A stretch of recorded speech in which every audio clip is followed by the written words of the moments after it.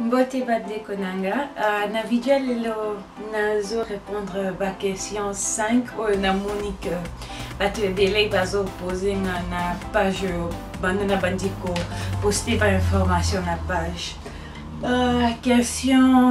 Première question, eza comment na koki ko zonga afro? Batu bele batu ninga question ana. Réponse ezali aux a deux options. Aux a deux options mibale. Option, il y a les bosso. Ils ont décidé que aux a pour ça aux onga naturel, aux onga afro, au tiki ba défrisage, au katisuki. C'est ça qu'on appelle big chop. Big chop, on a optionnel les bosso. Au katisuki nyonso, on a ce qu'on a courage na yo. Au katisuki nyonso, c'est cause zela. Et ben nos cola naturellement. C'est ça qu'on appelle big chop. Ok. Option yami balé. Wana ezaka kasoki olinga basuki ya mikusete, soki ozo banga oyebite soki okobimandenge ni soko kati suki to soko za suki ya milai ako défriser olingi tembala moko okata suki c'est pas grave ozo na option yami balé. Option yami balé eza otobengaka transition. Système à transition eza au stopper au kati ko sala ba défrisage na yo mais au lingite ko kata suki bala moko wana okomi pesa longueur ya temps oyo lingi donc cause la 3 mois et cause à 4 5 6 7 mois ba misus ba sala ka 2 ans zo sala ka transition wana transition la kisini ni quand ce qui au stopper ko sala défrisage sikoyo suki na ya naturel ezo bota et bandi ko bota. Après 3 mois et boti, après 4 mois et boti. Ezo bota kaka ti ergo kuma na niveau yo monique ok siko ko kata suki na yo ya o eza parti o eza défrisé au kati. Wana siko pendant le temps que ozo la suki ya sike kola wana to bengango transition. Donc suki na yo la ka milai mais eza siko na deux textures, na deux sortes. Donc ozo na parti ou eza afro et puis na partie où eza défrisé oko sentir ngo koyo kango matam suki asikezo ko omona yonga to défriser les sous ceux qui te défriser tant na bando défriser kala na défriser suki après 2 mois omona que suki boti faut défriser les sous voilà c'est que au lieu que on défriser les sous ozo tikango kaka ekolaka ti eroko o monique et poussi et positif na niveau yo lingi wana okoki okata na yo suki eza partie eza défrisé. Deuxième question eza quel produit ekozongisa suki nanga afro? Ba fi mingi batuninga soki ba utiliser produit nini po suki na bango ezonga naturel. En réalité produit mon côté ezali pona ko aider ceux qui n'avaient zonga naturel parce que partie où ils ont déjà défrisé et zonga les sous à frotter ils ont défrisé ils ont déjà ko beba il faut ekende donc à ce côté ba produit nini et ko zonga nango les sous à frotter afro eza ceux qui na yo ya makila ceux qui na yo oyo botama nango ceux qui na yo naturel et kolaka chaque fois ceux qui na yo naturel et kolaka au mona kangote parce que au défrisaka. C'est pour cela au monde a kangote.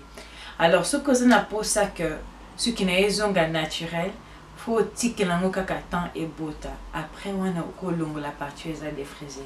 Donc ce qui autres nanga ce qui produit ni a kozong ça ce qui n'est naturel produit ezate ezakaka koko ça ce qui n'a ya sika tika kaka ba défrisage na yo okomona ce qui a fait koko là. Ok, troisième question, est-ce quel produit pour pousser le cheveu? Nazomona batunyo so bazo ibisanga solution zanini. En réalité, produit mon côté nako sabinote, produit mon côté na mukilio yo esalama pona ko botisa suki. Ata suki ba combien on a ba carton na ba bouteille ba produit, c'est pas vrai. Et produit et sel et sakasuki pour ekatanate. Voilà. Ce qui n'a pas produit na ce qui n'a pas, ils ont la camine pour la hydratation. Donc ils apprennent assurer que suki nanga eza doux pe eza na santé malamu eza te po ekolisa yango. Non, c'est pas vrai. Donc eza na produit moko te ekoki kokolisa yo suki. Quatrième question, suki nanga ekatanaka mingi ekolaka te. Ok, bato ebele bazoyebisanga ke suki na bango ekolaka te. Ça c'est pas vrai. Suki na yo ekolaka toujours. Tant que oza na vie, ozo respirer, suki na yo ekolaka kaka. Eza lokola manzaka na yo. Ata soki ezokola me ezokatana. Omona lokola manzaka na ezokola te mais ezokola nango me ezokatana. Ezaka ndenge moko na suki na yo. Ekola nango me katana nde mingi. Yo nde ozomona ke ezokola te. Alors, ce qu'il faut faire c'est pour éviter que ce qui est katanaka. Wana eza vraiment réponse à moulay na ko ki kopesa na vidéo na pesa mote na ko sala vidéo spécialement pour na ko l'axabino comment au koki ko éviter ce qui est katana. Ok, question 5e. Produit nini na utilisé pour na suki. Encore, en tout cas, ngana lobaka toujours que ngana za expert ya suki nanga.